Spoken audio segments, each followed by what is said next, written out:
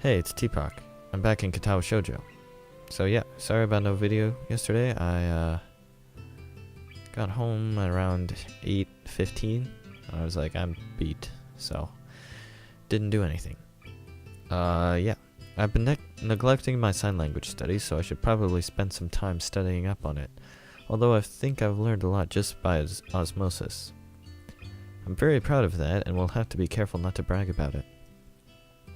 Most of the books I brought with me aren't manuals on learning sign language, but studies about different signing dialects. I know Shizune has some secret signals with Misha that only the two of them know the meaning of. After seeing a couple of them, the book caught my eye in the school library. Maybe I should incorporate some examples into my own signing, to mess with them, because I'm pretty sure that they have started using their code words more when I started learning sign language. That will teach them. After a quick break for a shower, I resumed practicing my signing in the guest room mirror. Yesterday I crashed my fingers against each other pretty hard. It still smarts, and I don't want to repeat of that to happen. That, I have to say, is a pretty lame injury. I hear knocking on the door behind me and turn to find Hideki standing in the doorway staring at me. How polite of him to knock, but usually you don't open the door first. What are you doing? I'm practicing sign language. How long have you been standing there? I did not see anything. That isn't the point. I don't even know what he means by that. It's not like I was doing something that I would be ashamed to have people see me doing. Although sign language must look strange to most people, I'm only used to it from being around Shizune and Misha so much. I'm brushing up on my sign language and reading about it too, stuff like the history of it, even though they cover it in sign language class. Your school teaches sign language as a class. Yeah. One of the first things I brought up was that it's not very common to do that. I guess we're very international or something. I have a sign language class. Or had one.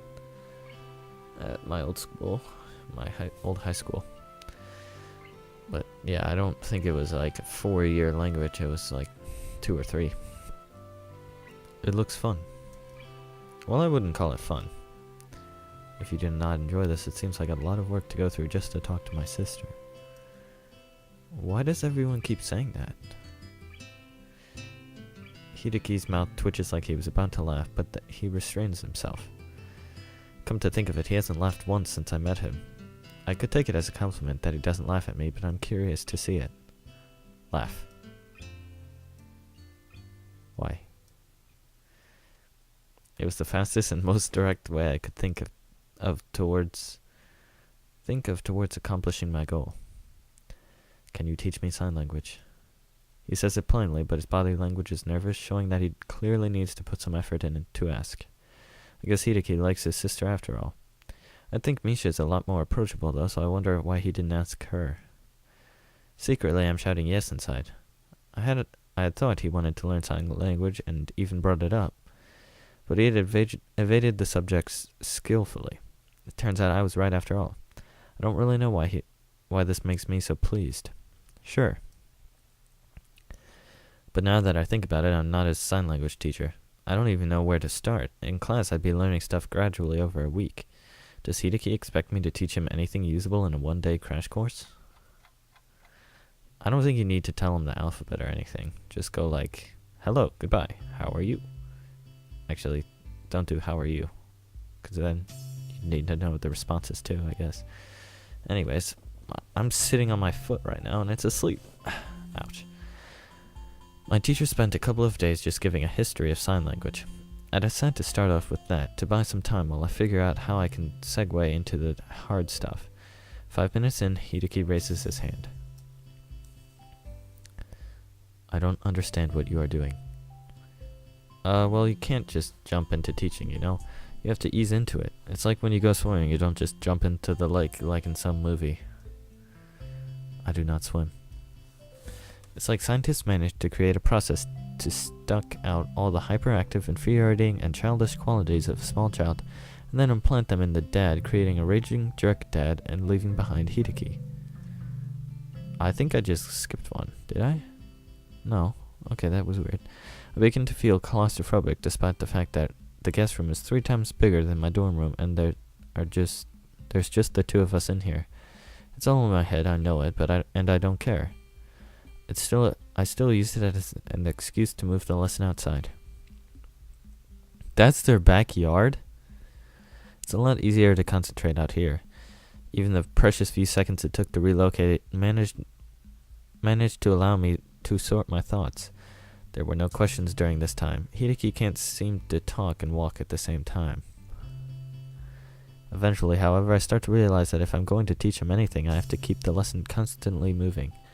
The second there's an opening for it, he'll ask a question, which will lead to more questions. Then there's no end to it. The second time he asks me why a certain hand motion means what it does, I have to reach deep into my memory to look for the etymology. I don't know about a gesture I only knew a month longer than him. I start looking for an out. Hideki, let's take a break. Okay.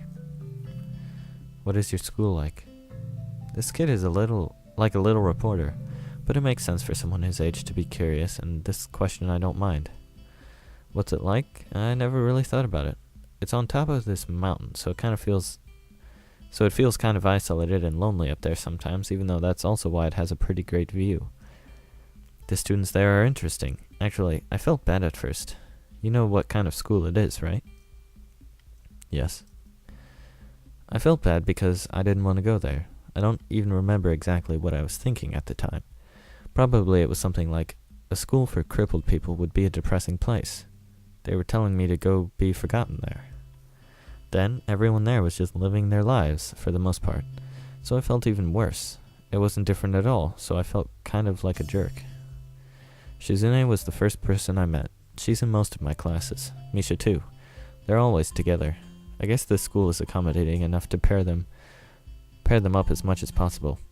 There's this girl in my class, Hanako, whom I feel bad for. Why? She has these burns and seems to have a complex about them. But I think she looks fine. She's a cute girl, and friends with Lily too. You know Lily, right? Does she bring up Hanako? Yes, sometimes. I'm trying to remember who else is interesting. We have a little track star Ace who runs on these prosthetics. There's this one girl, Rin, who doesn't have arms, but she's a great painter. All her art has this harsh, alive quality. Have you ever been to Yamaku? You've probably seen some of it hanging around. A little weird sometimes, but I've always heard the artistic and creative types are like that. That reminds me, the guy who lives across the hall from me is pretty weird too, but he can be interesting at least. You are also interesting. Is that bad? And what's with that tone? What does that even mean? Are you saying I'm weird, Hideki? You talk a lot. My first instinct is to go on the defensive, but I think more about it, and he has a point. That's right. I do talk a lot. I don't think I used to. I think it's probably because of all the time I spend around Shizune and Misha. Talking with them, I get caught up in all their circular logic and just how they do everything. I feel like I'm going to be drowned out or left behind. My sister can drown you out? It's not like she's literally taking me over and stuff. Talking over me and stuff, obviously. It's hard to explain. They have more energy than I do. It's like an aggressiveness. I don't feel like I have to match it, but I want to. I think maybe your sister has that effect on people. Do you look up to your sister? He stares at me blankly, tense and confused as to how to react to the question. I will be better than Shizune. Better at what? At everything. Like what? I can do magic tricks. You mean like telling people you've got their nose, or more like the kind of magic where you pull a rabbit out of your ass? He doesn't look happy. Someday I will see Hideki laugh. I might just try tickling him if I have to. That sounded like a gunshot. The back door flies open and Jigaro strides out of it, keeping his back straight and taking giant, slow, regal strides, like either a king or a huge jackass. I try to turn away, using the train of logic that if I can't see him, he can't see me. Unfortunately, it doesn't pan out, and he comes over so fast, it's like he appeared out of the air over my shoulder. Oh ho, what's up here? What are you two doing flailing your hands around? Playing cat's cradle like a bunch of girls? I'm teaching Hideki some sign language. What about you, Mr. Hakamichi? He narrows his eyes suspiciously as if he's not used to people being polite to him. I'm writing an autobiography of my life and times. And by writing, I mean I am dictating it to my biographer. Unfortunately, she is running late. Unprofessional. Perhaps you should read it when it's published later this year. I can put you on the waiting list. Maybe it will give you the moral compass you seem to lack in your life and inspire you to stop sucking. Dude, it can't be sustainable for him to be so casually insulting to everyone. Though Hideki is likely too detached to even notice. Shizune is deaf and most of the insults must fly over Misha's head. But surely Akira must have an opinion on this. I try not to think about it. If he's doing this to psych me out, then I have to stay calm or he wins. He must absolutely definitely not win. This must be how Shizune feels. He's probably just upset that his daughter brought a guy friend home. Actually, technically her boyfriend. Yeah, I'm assuming that's what it is. I guess? I don't know. But I mean, still. That's way too far. How old are you? Why would you ask? Oh. I thought he was going to be rude. 46. That doesn't seem old. Now he's going to be pissed, man. What are you doing? That doesn't seem old enough to justify writing a biography. I mean, that's not even old. Don't most people start writing their memoirs a lot later than that? Shut up, boy. I'm going to give you advice. Do not talk about matters of age with people older than you. You're less than half my age. You have no right to talk about old. You have an ulcer. I have an ulcer older than you. He should get that checked out. He might have a point, though. He is definitely older than I am. Either way, even if we were the same age, I wouldn't have to explain myself to you, sweater vest. I like that insult. Ugh. Why do you make that noise? Are you mad? Well, obviously. Good. Your sweater is terrible and I want you to feel bad about it. The burn tells me it's working. I like my sweater. I'm sure you like huffing glue too. That doesn't make it right. I don't huff glue. Where did you get the impression I do? I rhyme. That is slander. I wonder how Hideki knows what slander is. Maybe Jigaro is a lawyer. I can sort of see that, although I thought only TV lawyers were this antagonistic. I don't know if I should take the chance and ask that if that's his job. He's right. It is slander. Are you a lawyer? I was guessing, and I guess based on the fact that you are stupid. It's like how you are assuming I am a lawyer, except you have no reason to think that. If you want to know what I do so badly, why don't you pre-order my autobiography? Now you are insulting my book and by extension my entire life. What gives you the right to do that? Arrogant. I'm trying to think of how I can make you understand my struggle. Maybe by beating you with my autobiography. I hope you walk away from the beating having learned a valuable lesson. Like not making assumptions. Assault. But he made an assumption too, that I huffed glue. I consider calling him out on this glaring example of hypocrisy, but I don't think it's worth it. He would probably explain his way out of saying it by saying, I can't say anything right now. Shut up, boy. Back in my day, children were seen and not heard, and to be an adult meant having experienced many hardships. With even a glance, people could instantly judge a man's character. Childhood existed only to temper you for adulthood. People could so he's like saying go by assumptions now, isn't he? When you look at me, can you not see the catalog of my experience even at a glance? Maybe were you a sword fighter? He could also be Hawaiian and a werewolf. Wait, didn't you tell me before not to make assumptions? Now you just asked me to assume stuff. And you're saying everyone when you were my age did it, and that had to be in like the 80s. That wasn't even that long ago. I'm ready to give him a piece of my mind for talking like he had to walk 15 miles in the snow to ride a coal train, that he had to shovel coal into himself before climbing up a mountain while fighting ogres to get to school. But now that I finally won to fight, Jigaro is happy to see a good thing going, just continuing to ramble about how difficult it was growing up 1 generation ago, twirling his sword like a baton and stopping occasionally to yawn or check the time. The tardiness of his autobiographer is still foremost in his mind. That means that the whole time he's been insulting me, he must have just been doing it to pass the time. To add insult to insult, his watch is also really nice. When I was your age, kids had responsibilities, not like today. Sickening. No one thinks about the consequences of their actions anymore. They just do whatever they want, thinking no one will hold them accountable since they are young. It's odd. That description could fit Shizune and Misha. I thought something similar only yesterday, but it only fits them slightly. Look at yourself. An immoral, directionless, delinquent glue huffer, with a complete lack of etiquette and absolutely no fashion sense. You are tomorrow's Japan. Disgraceful. Is this the future of the once great country? I know someone who you would get along with. Don't interrupt. Who? One of your friends? Why would I want to talk to some awful teenager? Haven't you even been listening? Why are you so rude, boy? Your attitude is not one that would make you a lot of friends. I wish he would stop giving me so much advice. Or at least I wish he would give me advice that he would have the decency to adhere to himself.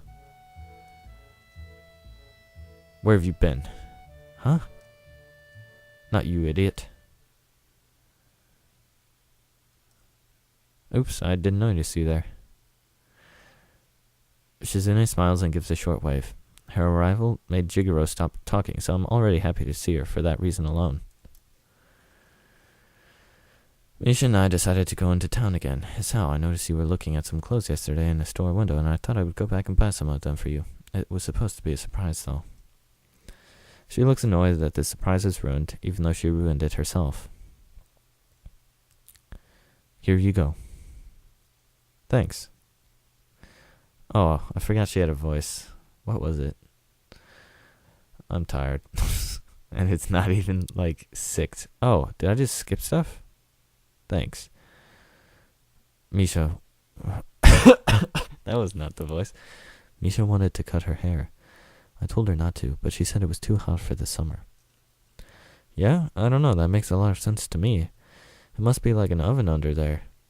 I want to see it. Where is Misha anyway? Over here. Hi, Hee-chan. Hi, Mr. Shi-chan's father. Hi, Hideki. Oh, I saw her for a second. Whoa, that is very different. Misha runs around us once in a wide circle before stopping next to Shizune. That looks super different. And she's got a heart pin. For the first time, she hasn't put her hands over my eyes, although now I see she has bags of her own to carry, so it's not like she could have even if she wanted to. Although I'm positive she's tried before. Her meticulously styled curls are gone now, in favor of shorter, sportier look.